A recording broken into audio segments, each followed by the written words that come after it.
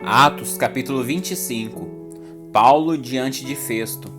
3 dias depois que Festo chegou a Cesareia para assumir suas novas responsabilidades no governo da província, partiu para Jerusalém, onde os principais sacerdotes e outros líderes judeus se reuniram com ele e lhe apresentaram as acusações contra Paulo.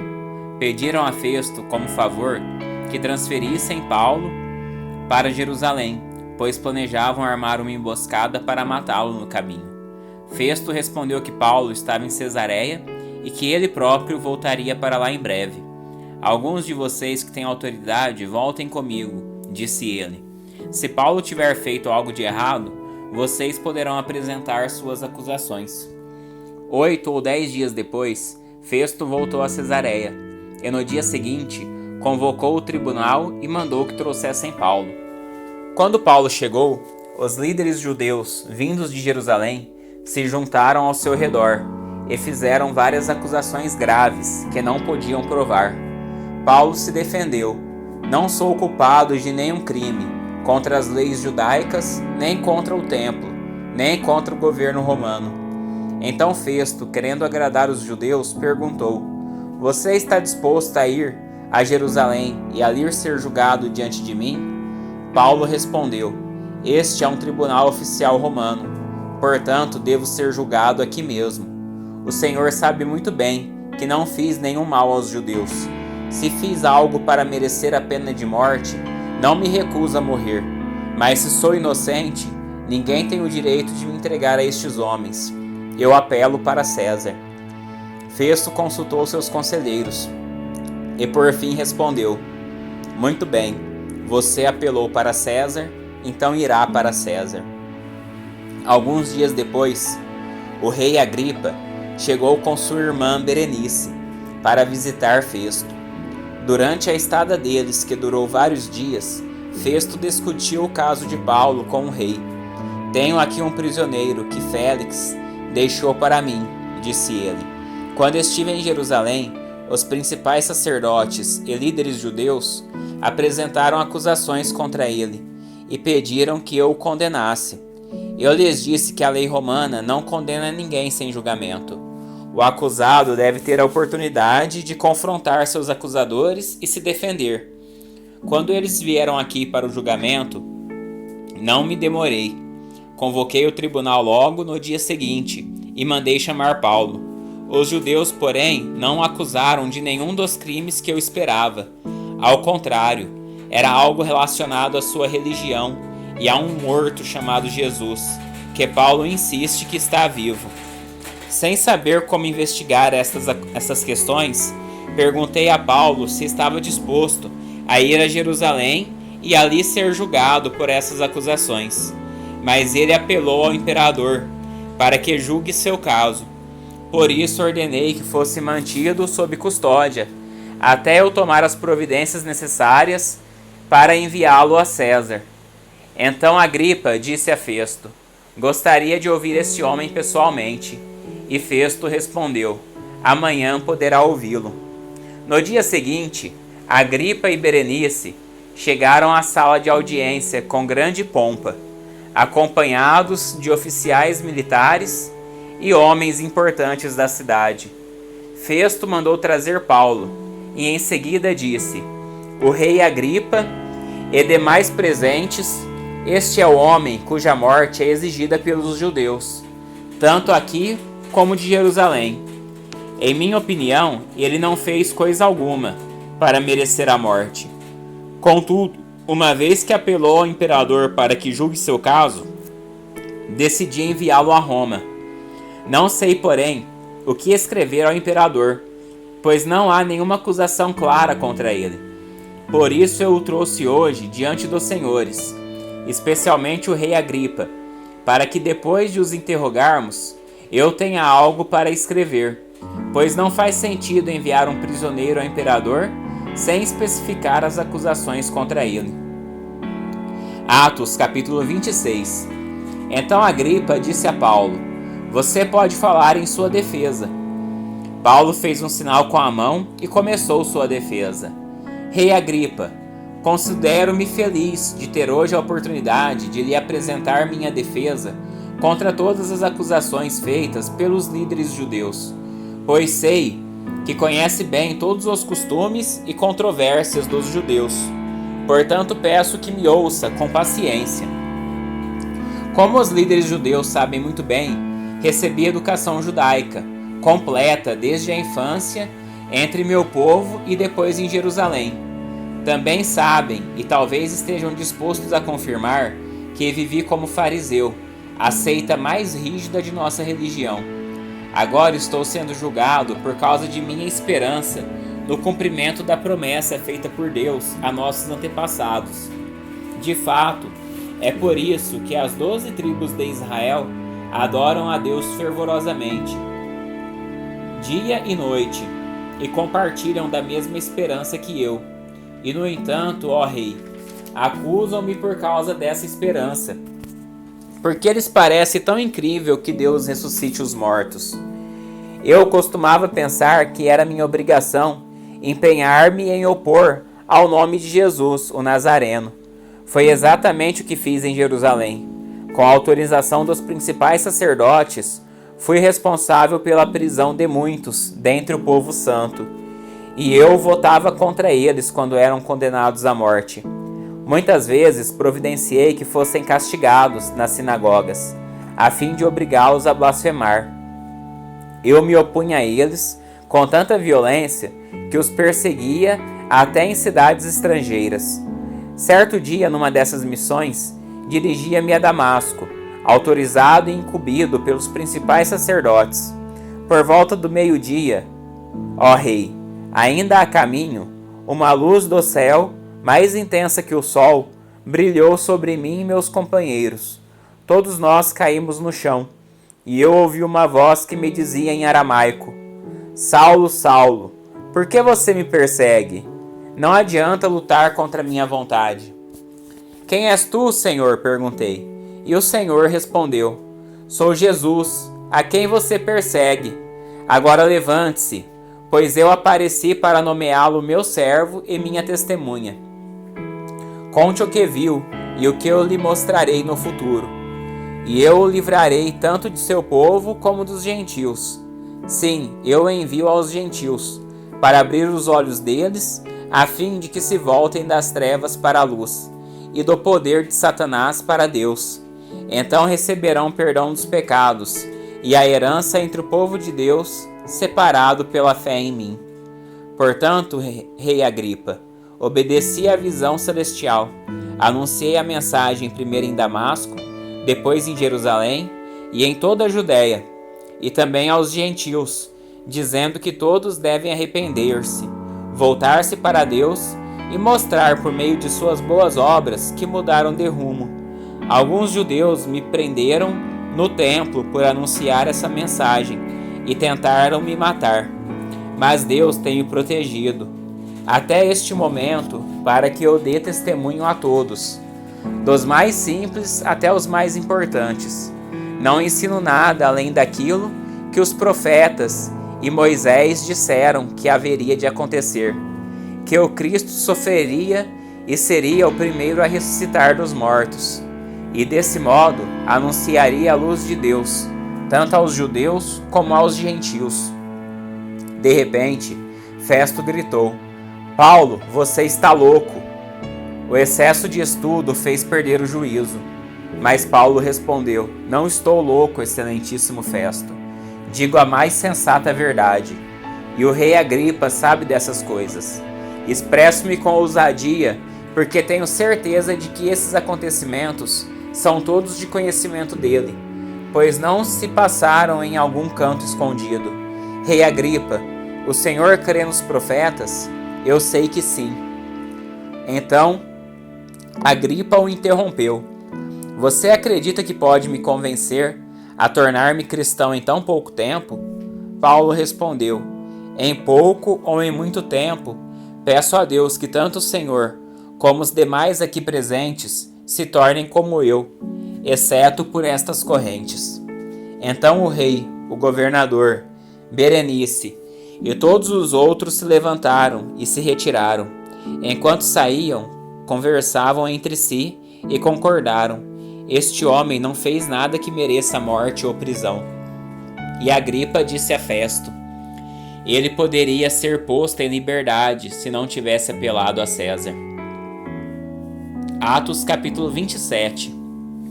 Paulo vai a Roma. Quando chegou a hora, zarpamos para a Itália. Paulo e muitos outros prisioneiros foram colocados sob a guarda de um oficial romano chamado Júlio, capitão do regimento imperial. Aristarco, um macedônio de Tessalônica, nos acompanhou. Partimos num navio que tinha vindo do porto de Dramátio, no litoral noroeste da província da Ásia. Estavam previstas diversas paradas em portos ao longo da costa. No dia seguinte, quando ancoramos em Sidom, Júlio demonstrou bondade a Paulo, permitindo-lhe que desembarcasse para visitar amigos e receber ajuda material deles. Quando partimos de lá, fomos costeando a ilha de Chipre, devido aos ventos contrários que tornavam difícil manter o rumo. Prosseguindo por mar aberto, passamos pelo litoral da Cilícia e da Panfilha, chegando a Mirra, na província de Lícia. Ali o oficial no comando encontrou um navio egípcio de Alexandria, que estava de partida para a Itália, e nos fez embarcar. Navegamos vagarosamente por vários dias, e depois de muita dificuldade, nos aproximamos de Cnido. Por causa dos ventos contrários, atravessamos para Creta, acompanhando o litoral, menos exposto da ilha, defronte ao cabo de Salmona. Costeamos a ilha com grande esforço, até que chegamos a bons portos, perto da cidade de Lazeia. Havíamos perdido muito tempo. As condições climáticas estavam se tornando perigosas para a navegação, pois se aproximava o fim do outono, e Paulo tratou dessa questão com os oficiais do navio. Disse ele: senhores, se prosseguirmos, vejo que teremos problemas adiante. Haverá grande prejuízo para o navio e para a carga, e perigo para a nossa vida. Mas o oficial encarregado dos prisioneiros deu mais ouvidos ao capitão e ao proprietário do navio que a Paulo. E uma vez que bons portos eram uma enseada aberta, um péssimo lugar para passar o inverno, a maioria da tripulação desejava ir a Fênice, que ficava mais adiante na costa de Creta, e passar o inverno ali. Fênice era um bom porto, com abertura apenas para o sudoeste e noroeste. Quando um vento leve começou a soprar do sul, os marinheiros pensaram que conseguiriam chegar lá a salvo. Por isso levantaram âncora e foram costeando Creta. Mas o tempo mudou de repente, e um vento com força de furacão, chamado Nordeste, soprou sobre a ilha e nos empurrou para o mar aberto.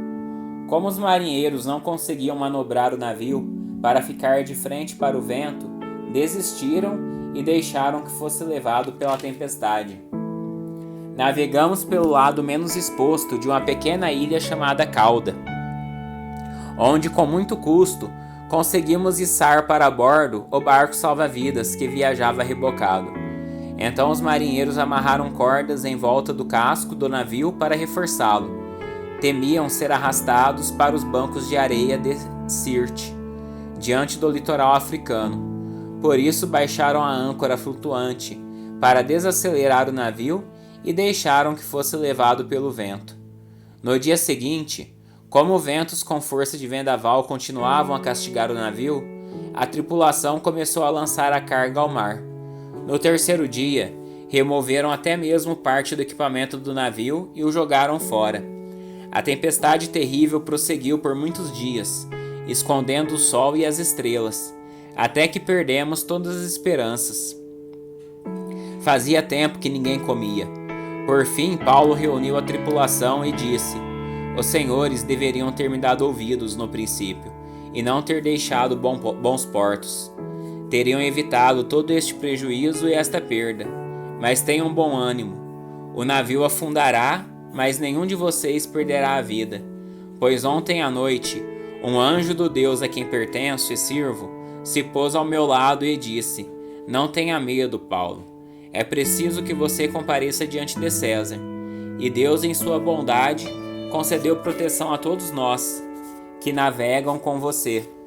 Portanto, tenha um bom ânimo. Creio em Deus. Tudo ocorrerá exatamente como ele disse. É necessário, porém, que sejamos impulsionados para uma ilha. Por volta da meia-noite, na 14ª noite de tempestade, enquanto éramos levados de um lado para o outro do mar Adriático, os marinheiros perceberam que estavam perto de terra firme. Lançaram a sonda e verificaram que a água tinha 37 metros de profundidade. Um pouco depois lançaram a sonda novamente e encontraram apenas 27 metros. Temiam que se continuássemos assim, seríamos atirados contra as rochas na praia. Por isso lançaram 4 âncoras da parte de trás do navio e ansiavam para que o dia chegasse logo. Dando a entender que iriam lançar as âncoras da parte da frente, os marinheiros baixaram o barco salva-vidas, na tentativa de abandonar o navio. Paulo então disse ao oficial no comando e aos soldados: se os marinheiros não permanecerem a bordo, vocês não conseguirão se salvar. Então os soldados cortaram as cordas do barco salva-vidas e o deixaram à deriva. Enquanto amanhecia, Paulo insistiu que todos comessem. De tão preocupados, vocês não se alimentam há 2 semanas, disse ele. Por favor, comam alguma coisa agora, para seu próprio bem, pois nem um fio de cabelo de sua cabeça se perderá. Em seguida tomou um pão, deu graças a Deus na presença de todos, partiu-o em pedaços e comeu. Todos se animaram e começaram a comer. Havia um total de 276 pessoas a bordo. Depois de se alimentar, a tripulação aliviou o peso do navio mais um pouco, atirando ao mar toda a carga de trigo. Ao amanhecer, não reconheceram a terra, mas viram uma enseada com uma praia e cogitaram se seria possível chegar ali e atracar o navio. Então cortaram as âncoras e as deixaram no mar. Depois afrouxaram as cordas que controlavam os lemes, levantaram a vela da frente e foram rumo à praia. Mas o navio foi apanhado entre 2 correntezas contrárias e encalhou antes do esperado. A parte da frente se encravou e ficou imóvel, enquanto a parte de trás, atingida pela força das ondas, começou a se partir. Os soldados queriam matar os prisioneiros para que não nadassem até a praia e depois fugissem. O oficial no comando, porém, desejava poupar a vida de Paulo e não permitiu que executassem seu plano. Ordenou aos que sabiam nadar que saltassem ao mar primeiro e fossem em direção à terra. Os outros se agarraram a tábuas ou pedaços do navio destruído. Assim todos chegaram à praia em segurança. Atos capítulo 28. Paulo na ilha de Malta. Uma vez a salvo em terra, descobrimos que estávamos na ilha de Malta. O povo de lá nos tratou com muita bondade. Por ser um dia frio e chuvoso, fizeram uma fogueira na praia para nos receber. Enquanto Paulo juntava um monte de gravetos e os colocava no fogo, uma cobra venenosa que fugia do calor mordeu sua mão.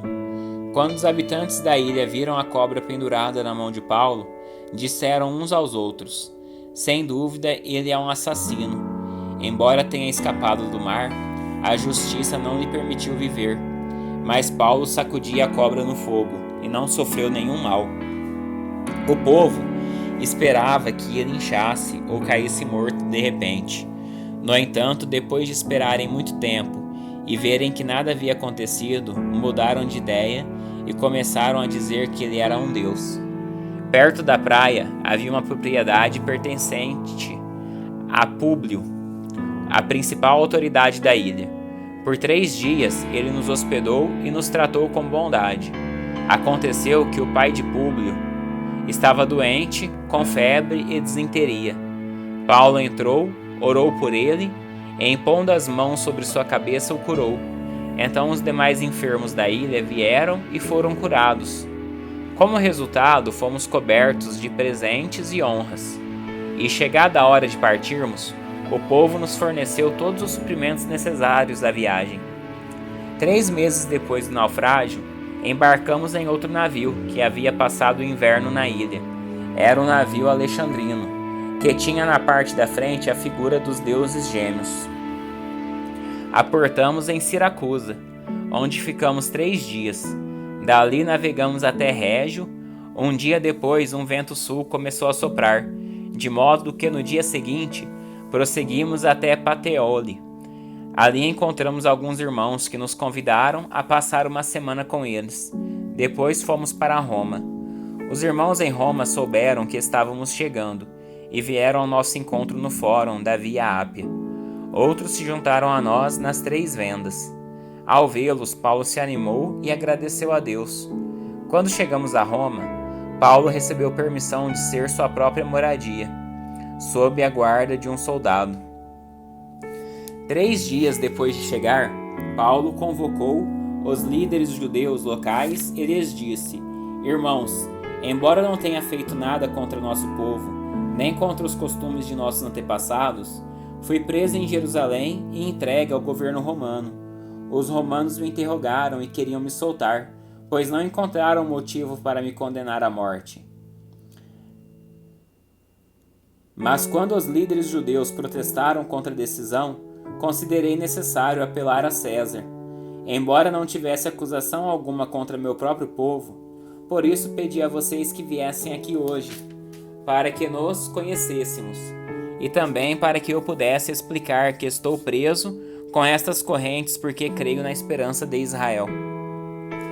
Eles responderam: Não recebemos nenhuma carta da Judéia, e ninguém que veio de lá nos informou alguma coisa contra você. Contudo, queremos ouvir o que você pensa, pois o que sabemos a respeito desse movimento é que ele é contestado em toda parte. Então marcaram uma data, e nesse dia muita gente foi à casa de Paulo. Ele explicou o testemunho sobre o reino de Deus, e desde cedo até a noite procurou convencê-los acerca de Jesus, com base na lei de Moisés e nos livros dos profetas. Alguns foram convencidos pelas coisas que ele disse, mas outros não creram. E depois de discutirem entre si, foram embora com estas palavras finais de Paulo: O Espírito Santo estava certo quando disse a nossos antepassados por meio do profeta Isaías: Vai e diga a este povo: Quando ouvirem o que digo, não entenderão. Quando virem o que faço, não compreenderão, pois o coração deste povo está endurecido.